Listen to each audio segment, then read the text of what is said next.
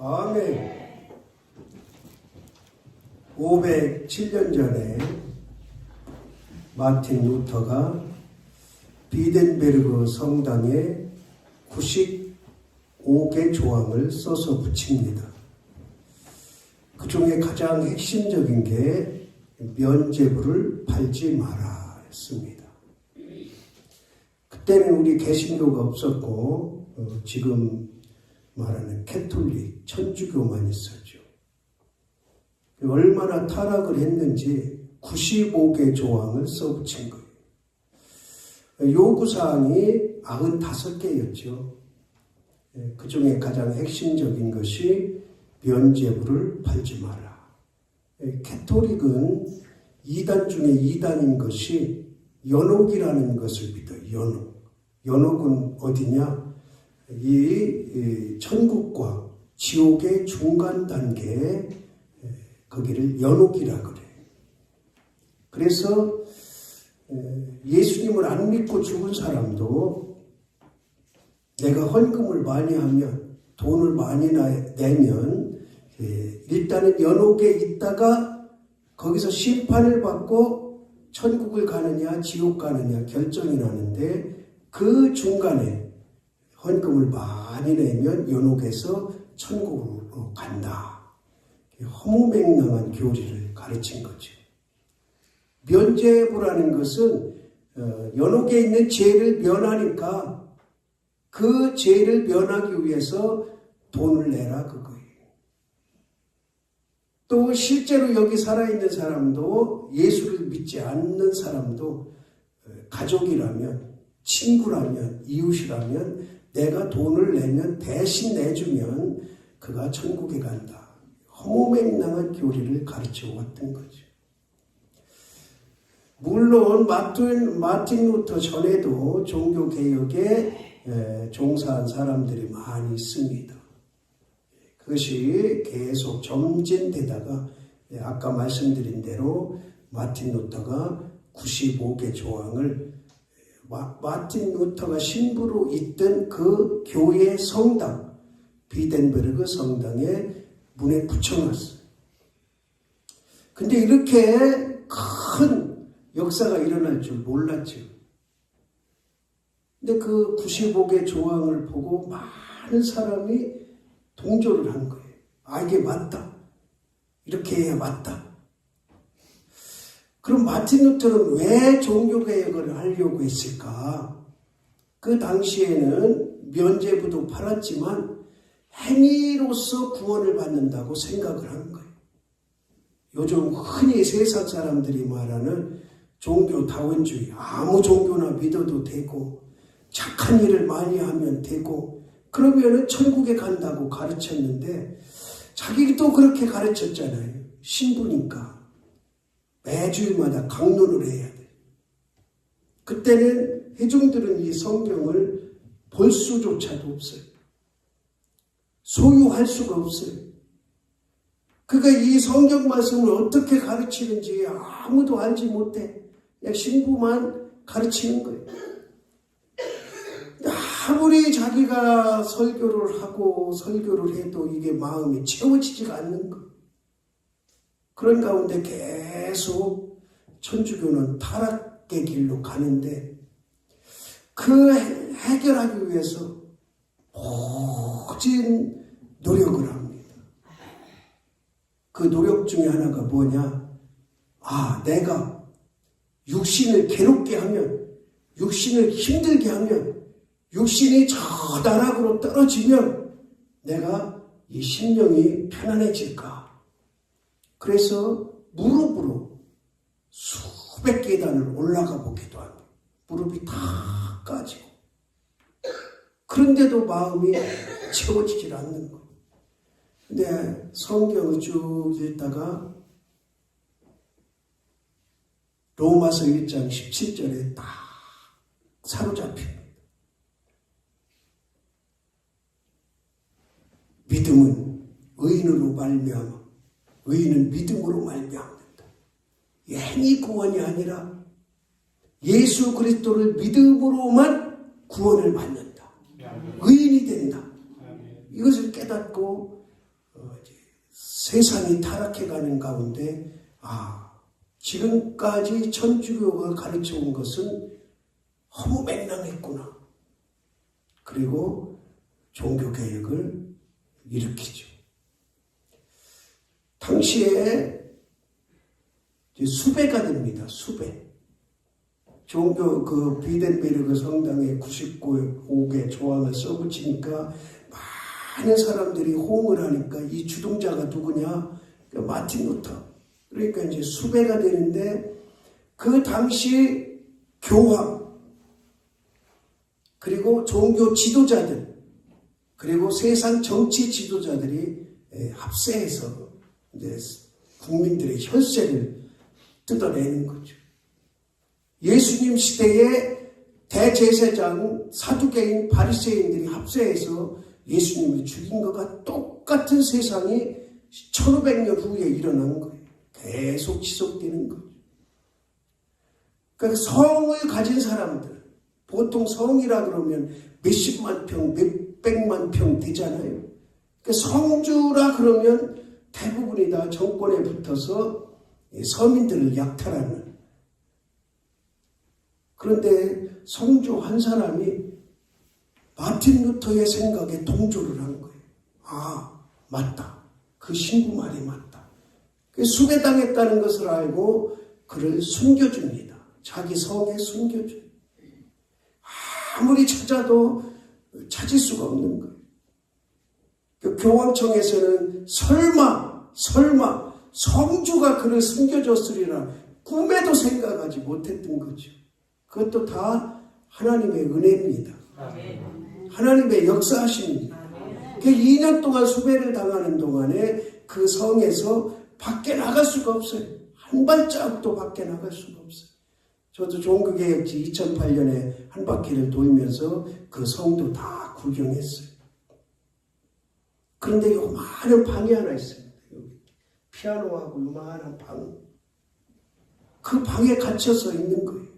물론 그 성 안에서는 조금 그래도 사람 눈에 안 띌 때 자유롭게 왔다 갔다 했겠지만 낮에는 꼼짝 않고 그 방에 있는 그곳에서 독일어로 성경을 번역을 합니다. 그 자리, 그 붓 지금도 그대로 있어요. 500년이 지난 지금도 붓과 책상과 잉크병이 그대로 있어요. 하나님께서 종교개혁을 일으키고 2년 동안 수배를 당해서 피해 있을 수 있게 하신 것도 하나님께서 역사하시고 마틴 루터가 성경을 번역하지 않았다면 물론 나중에 다른 사람이 했겠지만 그 번역물이 이제 우리 손에까지 들어온 거죠.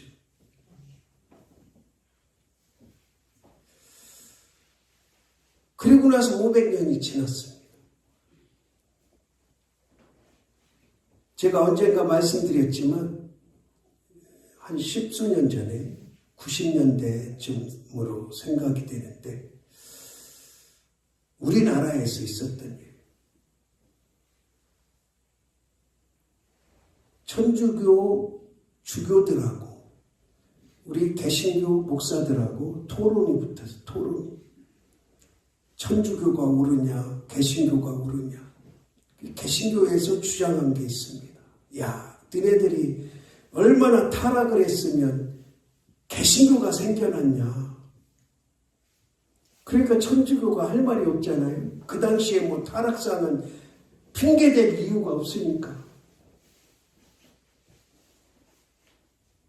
그 신부가 이렇게 말합니다. 맞다. 500년 전에 너무너무 타락해서 개신교가 생겨났지. 종교개혁이 일어나서 개신교가 생겨났지. 신부가 한마디 더 합니다. 근데 지금 현실을 보자. 천주교가 더 타락했냐, 개신교가 더 타락했냐. 지금 개혁을 한다면 천주교가 개혁을 해야 되냐, 개신교가 개혁을 해야 돼. 여기서 개혁은 교리적인 것을 말하는 게 아니고 신학적인 것을 말하는 게 아니고 천주교인들 삶 사는 모습과 개신교인들 사는 모습, 천주교 신부들이 사는 모습과 개신교 목사들이 사는 모습을 비교해서 지금은 어느 교가 개혁을 해야 되냐. 그러니까 개신교 목사가 속된 말로 찍소리도 못했다 하는 일화가 있습니다. 약속을 하고 신문에 내고 이런 토론은 아니었지만 7년 전에 제가 그때도 종교개혁주일에 그 설교를 했어요. 7년 전에. 여러분들 기억하는지 모르겠지만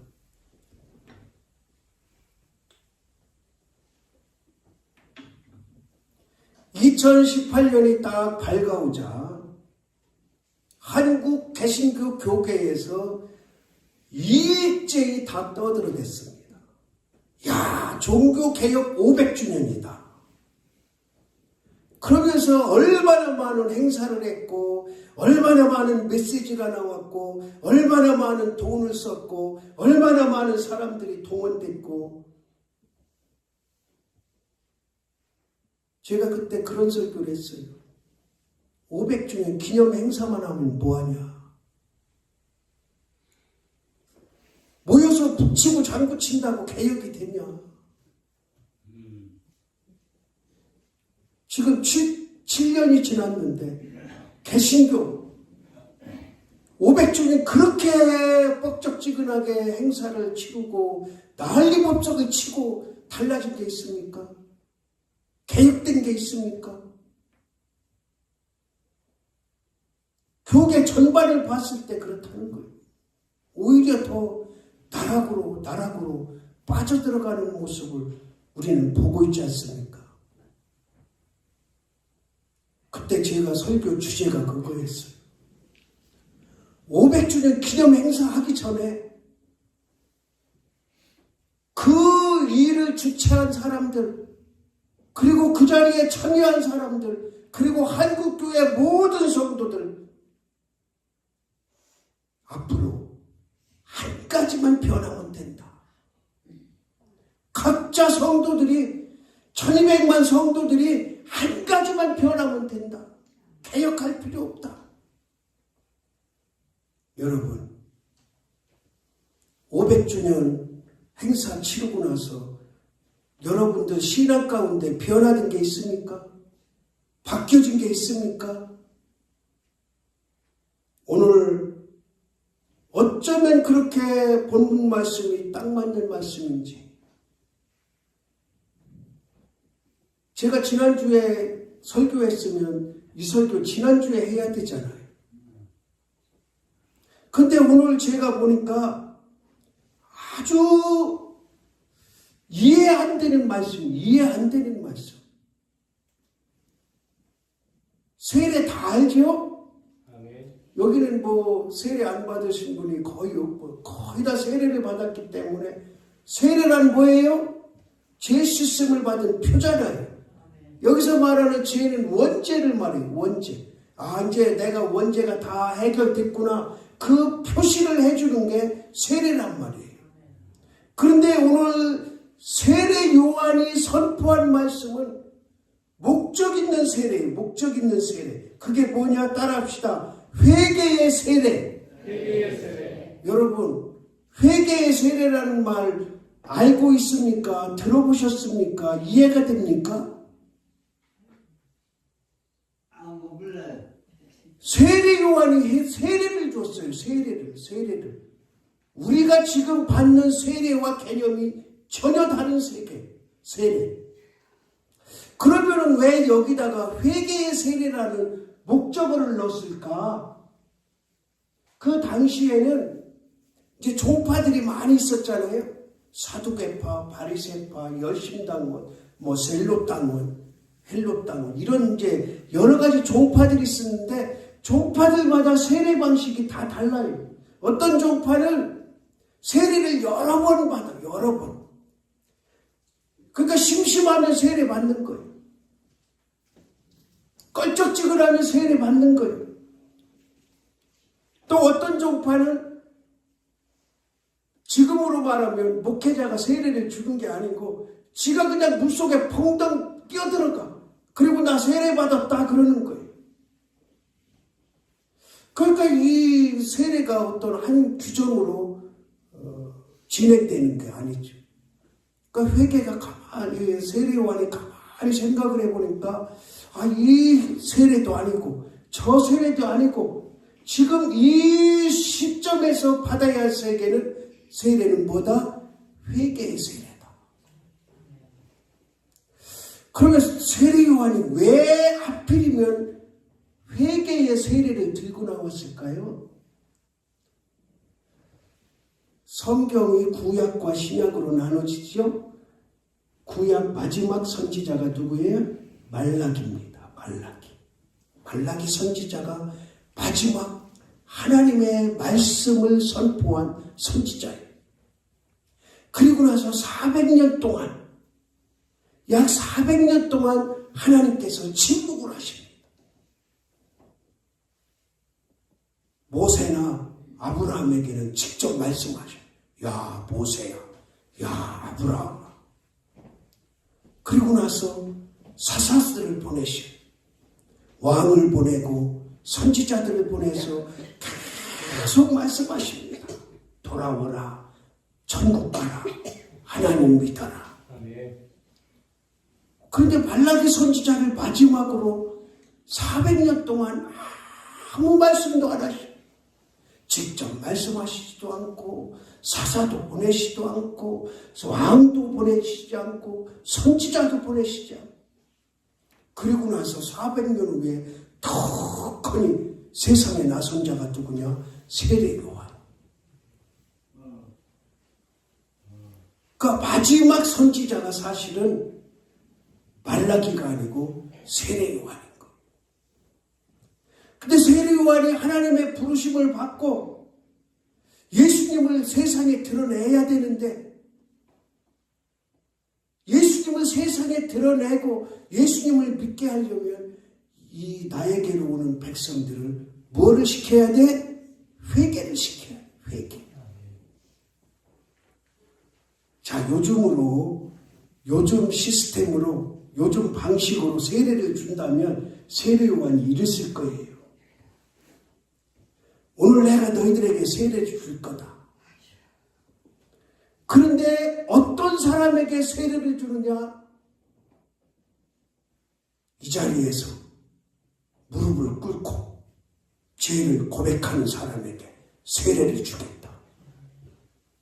그 성경 학자들 주석을 보니까 공개적으로 자기 죄를 고백한 사람들에게만 세례를 줬다 그래.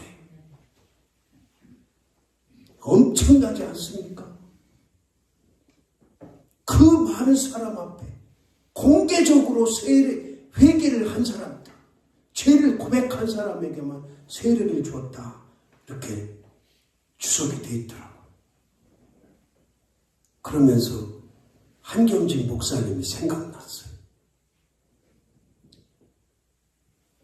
지난번에 주일날 어느 분이 그래요. 지난 13일 주일에 이건 뭐는 탓하는 건 아니고 어느 분이 저한테 왜 한강이 노벨 문학상을 받았는데 설교에 얘기 안 해요? 그래.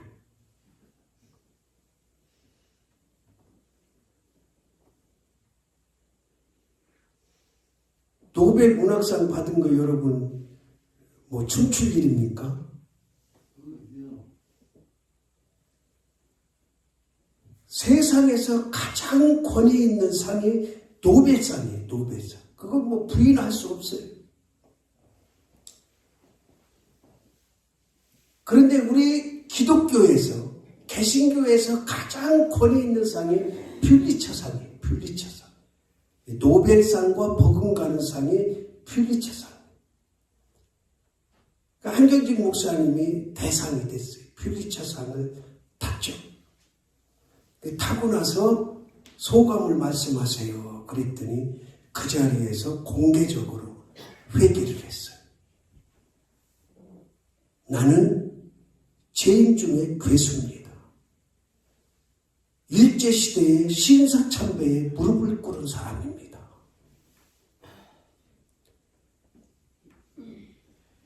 그 후기를 보면 그 자리가 정적이 아무 소리도 없이 한참 동안 정적이 흘렀다 그래요. 그 영광스러운 자리에 자기 죄를 공개적으로 고백한 사람.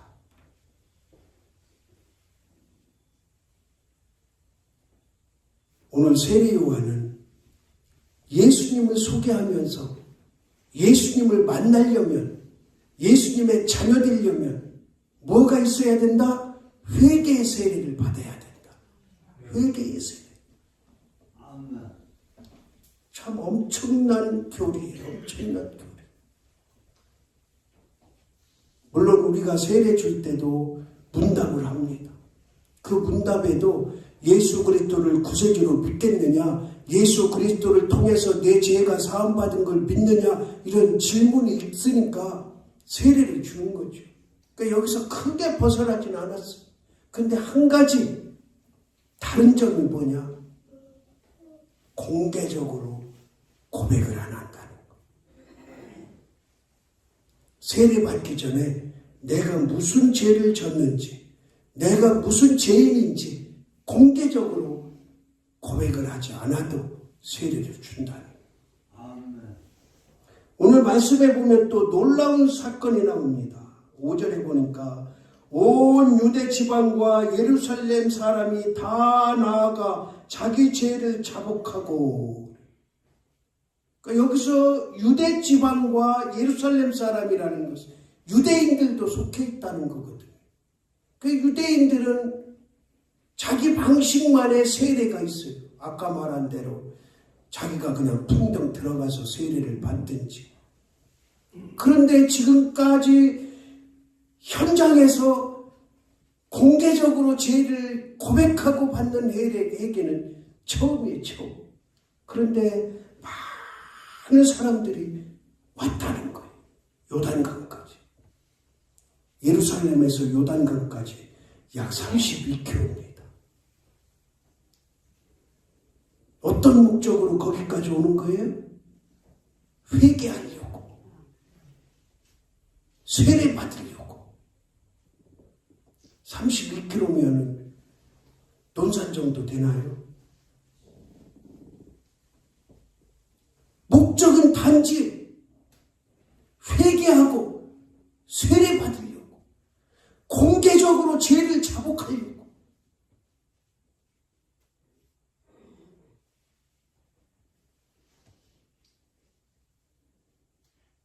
지금 만약에 세례를 다시 받아야 된다. 교리가 확 바뀌어서 세례를 다시 받아야 된다. 근데 받아야 되는 조건이 죄의 종목을 써내야, 글을 공개적으로 읽어야 세례를 준다. 그러면 몇 명이나 세례를 받을까? 개톨릭이 95개 조항이 더럽고 추하고 할 짓이 아니기 때문에 마틴 루터가 95개 조항을 써낸 거 아닙니까? 그러니까 그 당시 천주교는 죄가 몇 가지 있었다고요? 최소한 95가지는 있었다는 거죠.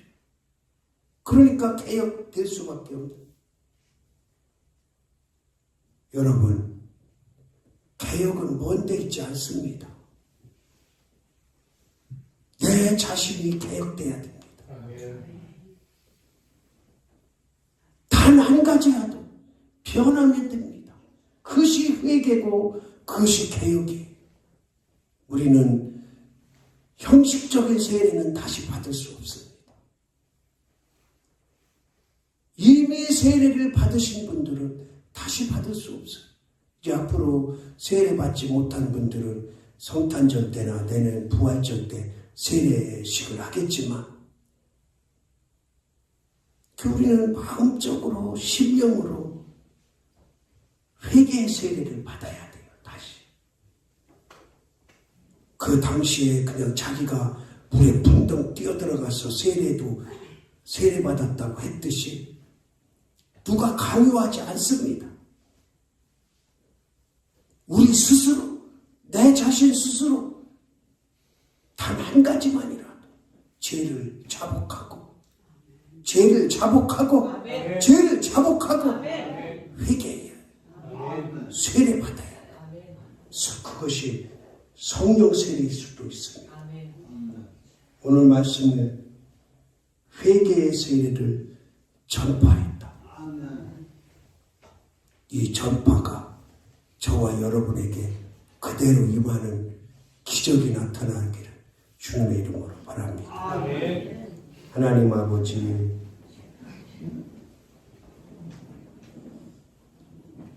연약하고 부족하고 죄된 모습이 많습니다. 오늘 말씀을 통해서 우리에게 단 한 가지라도 변화되는 회개가 있게 하옵소서.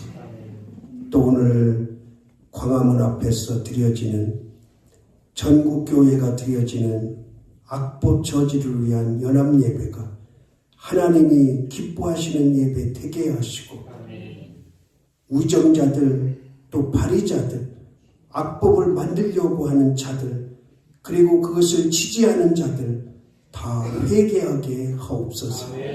예수 그리스도 이름으로 기도드리옵나이다.